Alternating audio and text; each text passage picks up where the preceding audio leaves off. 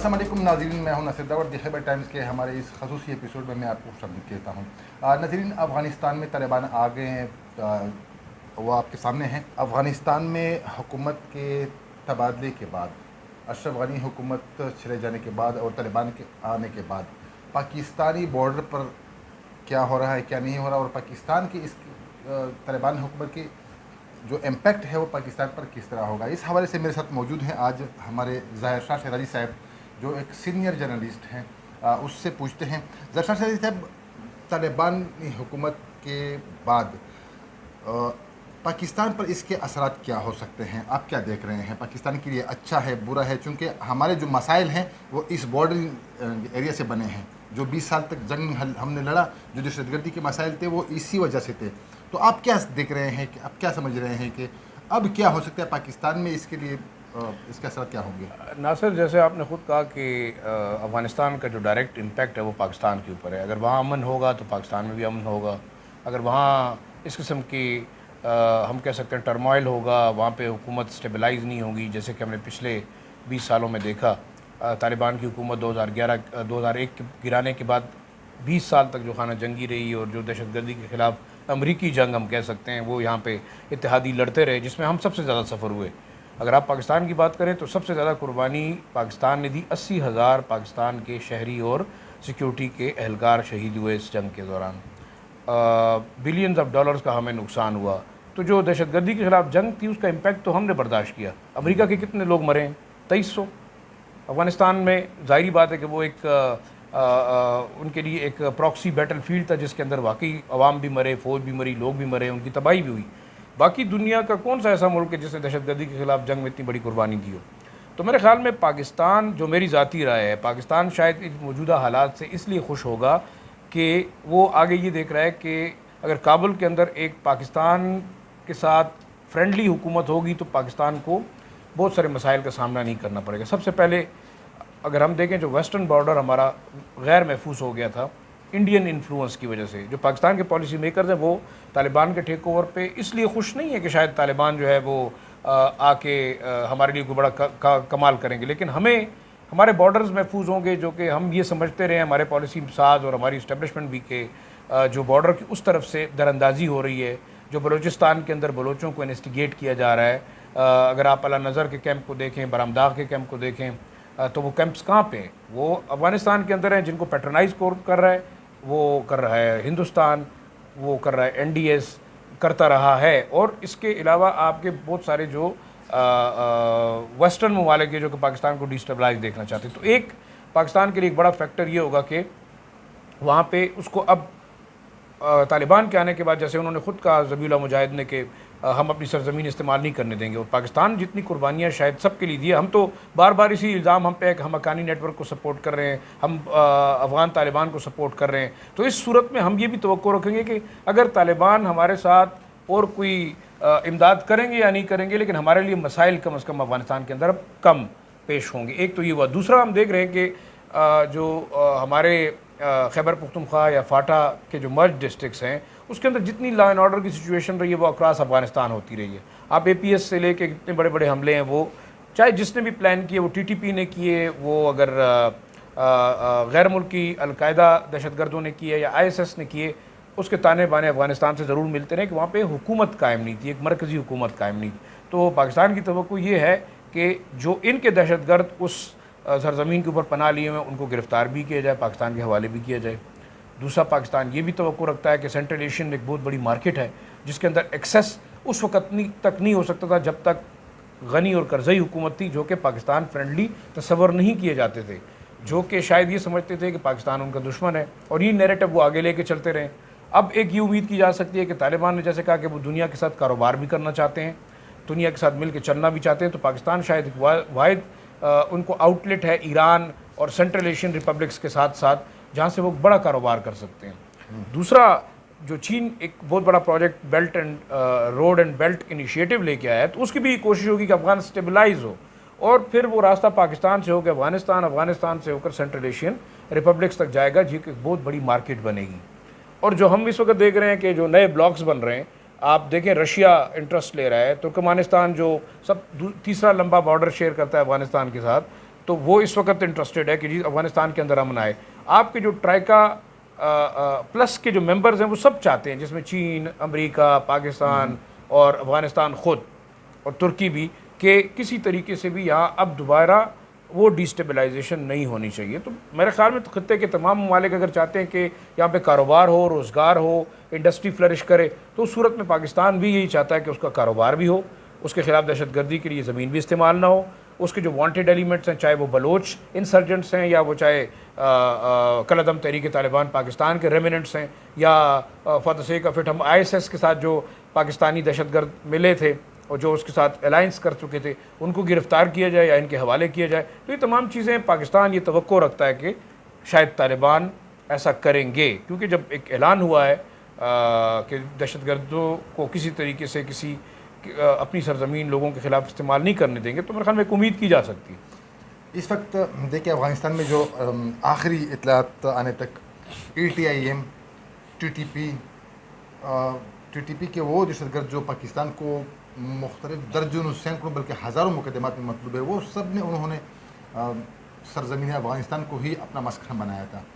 اور طالبان کے آنے کے بعد ہم دیکھ رہے ہیں مسلسل ان لوگوں سے جو پاکستان کے لیے مسائل پیدا کر رہے تھے، جو پاکستان کو وانٹیڈ تھے، وہ اب امارت اسلامی افغانستان کو فتح کرنے کی مبارکبادیاں دیتے ہیں کہ آپ آ گئے ہیں اور ہم آپ کو ویلکم کہتے ہیں. اب ان کے اپنے افغانستان میں وہ ایلیمنٹ جو پاکستان کے لیے بہت درد سر بنا ہے، ان کو اتنی آسانی کے ساتھ یہ لوگ پاکستان کے حوالے کر سکتے ہیں یا پاکستان کی مدد کر سکتے ہیں، یا کم از کم نہیں تو دوحہ امن معاہدے کے تحت ان کو ملک بدر کر سکتے ہیں. دیکھیں ناصر، اگر آپ ہسٹری دیکھیں تو کبھی بھی افغان طالبان نے TTP کو اون نہیں کیا. آپ مجھے میں بھی کور کرتا ہوں، آپ بھی آپ مجھے بتائیں کہیں ایسا ہم نے سنا ہے کہ امارت اسلامی نے کہا ہو کہ TTP ہمارا حصہ ہے؟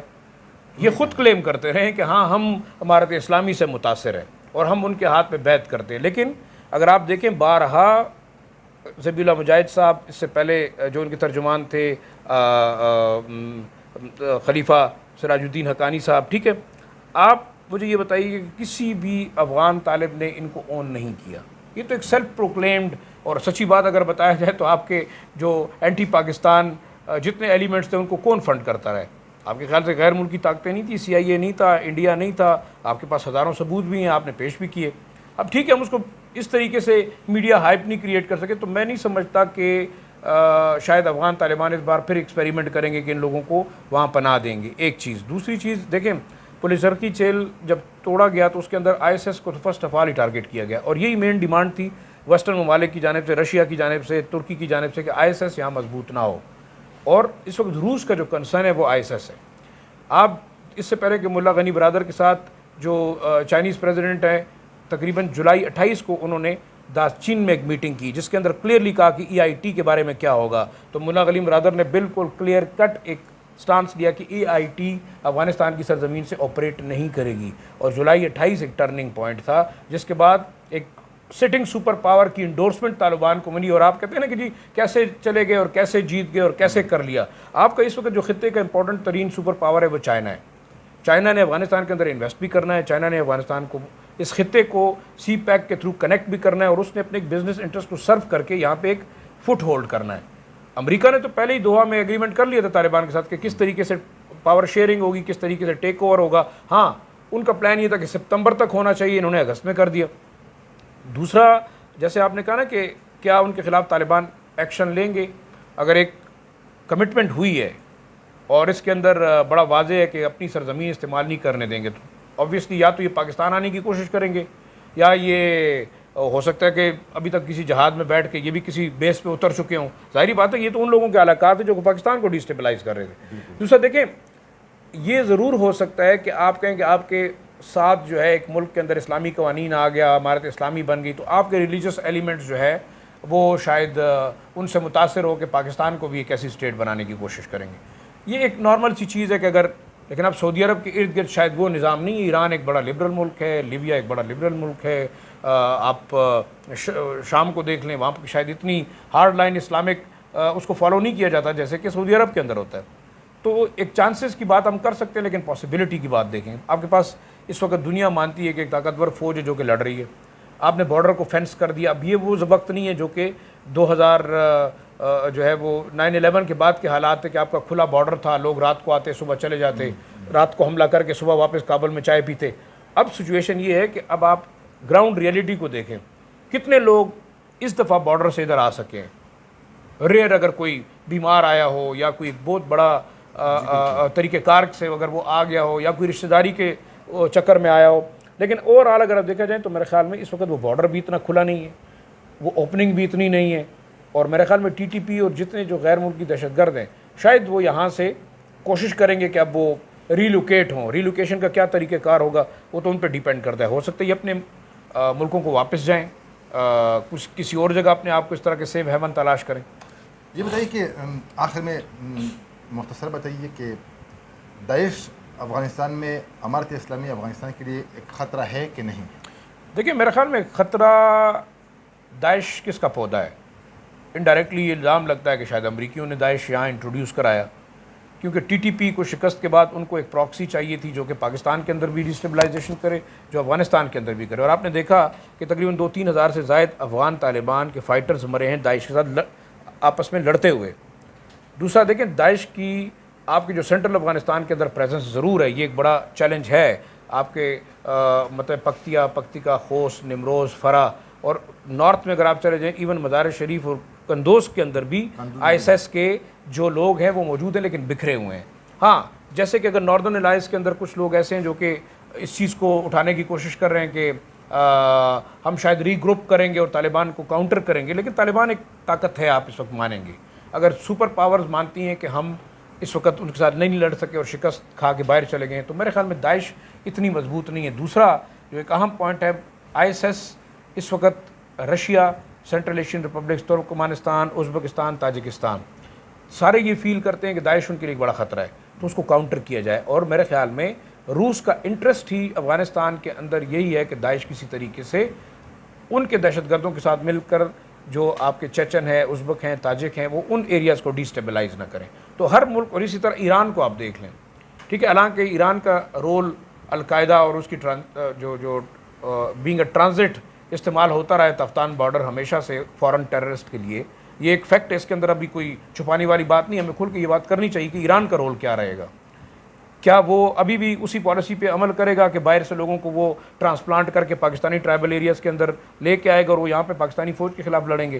تو یہ 2-3 میسیجز بڑے کلیئر ہونے چاہیے, اور میرے خیال میں پاکستانی جو اس وقت پالیسی میکرز ہیں ان کو بھی یہ بات اٹھانی چاہیے کہ جو لوگ آج تک ڈیسٹیبلائز کرتے رہے آپ کے ملک کو, اس میں سعودی عربیہ بھی ہے, اس میں یو اے ای بھی ہے, اللیجڈلی ہر کسی نے اپنا رول ادا کیا ہے. تو میرے خیال میں اگر وہ لوگ اس خطے کی ڈیولپمنٹ چاہتے ہیں تو میرے خیال میں یہ چیزیں, لیکن میں نہیں سمجھتا کہ آئی ایس ایس کس طریقے سے افغانستان کے طالبان کے لیے خطرہ ہو سکتی ہے. اتنا بڑا نہیں ہو سکتا. نہیں میرا خیال دیکھیں تھوڑے بہت آپ دیکھیں جہاں پہ گوریلا وارفیئر ہوگی, آپ کو طالبان اس وقت تک طاقتور تھے جب وہ حکومت میں نہیں تھے. اب طالبان کو ڈیفینڈ کرنا ہے, لوگوں کو ڈیفینڈ کرنا ہے, اسٹیٹ کو ڈیفینڈ کرنا ہے, اپنی اتھارٹی کو.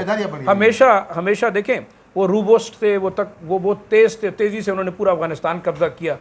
نارتھ میں انہوں نے ہرات میں ڈیل کی, انہوں نے ناردرن الائنس کے ساتھ ڈیل کی, انہوں نے عبداللہ کے ساتھ ڈیل کی کہ ہم آپ کو حکومت میں حصہ دینے کے لیے تیار ہیں. اس دفعہ آپ یہ سمجھ لیں کہ پولیٹیکل جو ول ہے نا, ایک ان کی فائٹنگ فورس ہے جو پہلے کابل میں داخل ہوگی, جو تھوڑا بہت ہمیں پریشر نظر آ رہا ہے شاید کہ انہوں نے لوگوں کے دروازے کھٹکائے, لوگوں کو باہر نکالا, بات چیت کی, وہ بھی رپورٹس ہیں. ابھی تک دیکھیں میرے خیال میں کوئی اتنی بڑی ایک جنگ شاید نہیں ہوئی پورے افغانستان کو ٹیک اوور کرتے ہوئے. ہاں اب ان کی جو پولیٹیکل ونگ ہے وہ پہنچ گیا ہے کابل میں. آج آپ دیکھیں انہوں نے حکومت کا اعلان بھی کر دیا ہے, آہستہ آہستہ کچھ عہدے انہوں نے اناؤنس بھی کر دیے ہیں, فائنینس کا کر دیا ہے, ڈیفینس کا کر دیا ہے, فوج کے لوگوں کو انہوں نے کہا کہ آپ واپس آ سکتے ہیں. طالبان اور جو دوسری فوج ہے افغانستان کی نیشنل آرمی, وہ ان میں سے جو لوگ ان ہتھیار ڈالیں, جو ان کے ساتھ ملیں, ان کے ساتھ مل جل کر وہ ایک فورس تشکیل دینے کے لیے تیار ہے. اور سب سے بڑی بات ناصر, آپ کو دنیا کی سب سے بڑی سپر پاور کے ساتھ 50 اور ملکوں کے لڑتے ہوئے ایکوپمنٹ آپ کو ملے لیٹسٹ, آپ کو لیٹسٹ کوبرا اور چینوک ہیلی کاپٹرز ملے, آپ کو ٹینکس ملے, آپ کو زبردست قسم کی وردیاں اور جیکٹس جو طالبان کو شاید کوئی نہ دیتا, لیکن وہ ملے آپ کو. تو آپ اتنی پاورفل ایک فورس جو کہ خالی ایک AK-47 کے ساتھ امریکی فوج کو شکست دے سکتی ہے, تو کیا آپ کے خیال سے 2-4 ہزار جو وہ لوگ جو کہ اب افغانستان کو ڈیسٹیبلائز کرنے کی کوشش کریں گے, ان کو وہ چھوڑیں گے؟ ایک بڑا پوائنٹ یہ ہے کہ طالبان اگر اس وقت حکومت کر رہے ہیں تو وہ ان تمام لوگوں کو شیلٹر اس لیے نہیں کر سکتے کہ یہ ان کی حکومت کو ڈیسٹیبلائز کرنے کی کوشش ان کے کریں، لیے بھی خطرہ ہے، ان کے لیے خطرہ ہے۔ دوسرا دیکھیں، اگر آپ دیکھیں جو طالبان کے سربراہ تھے اس وقت بھی انہوں نے اسامہ بن لادن کو سختی سے نہیں کہا، لیکن اس کے باوجود ان کا سٹانس یہ تھا کہ آپ خود چلے جائیں۔ اس کا مطلب یہ ہے کہ القاعدہ کے ساتھ بھی ان کی ایفیلیشن جو ہے اس وقت جب ہوئی تو انہوں نے یہی کہا کہ آپ کو اب جانا چاہیے، آپ ہمارے مہمان ہیں لیکن آپ کو چلے جانا چاہیے۔ لیکن ظاہری بات ہے کہ وہ ایک آپ مذہبی اور ایک ثقافتی اور اس کے ساتھ ساتھ ایک پشتون ولی کا جو کانسیپٹ تھا وہ میرے خیال سے تھا کہ شاید زبردستی القاعدہ لیڈرشپ کو نکالنے کی بات انہوں نے نہیں کی تھی۔ نہیں کی تھی۔ بہت شکریہ ظاہر شاہ صاحب ٹائم دینے کا۔ ناظرین، افغانستان میں طالبان کا ہولڈ ہے اور اگست کے بعد مکمل جو غیر ملکی افواج ہے وہ بھی نکل رہے ہیں، نکلیں گے، لیکن سب سے اہم بات جو ظاہر شاہ صاحب نے کی کہ طالبان کی ذمہ داریاں اور بھی بڑھنے لگے تاکہ ان کی ملک کی وجہ سے یا دوحہ ایکارڈ کی وجہ سے کسی ملک کو ان سے کوئی خطرہ نہ ہو۔ ناظرین، ایک اور ولاگ تک ہمیں اجازت دیجیے، تب تک کے لیے اللہ حافظ۔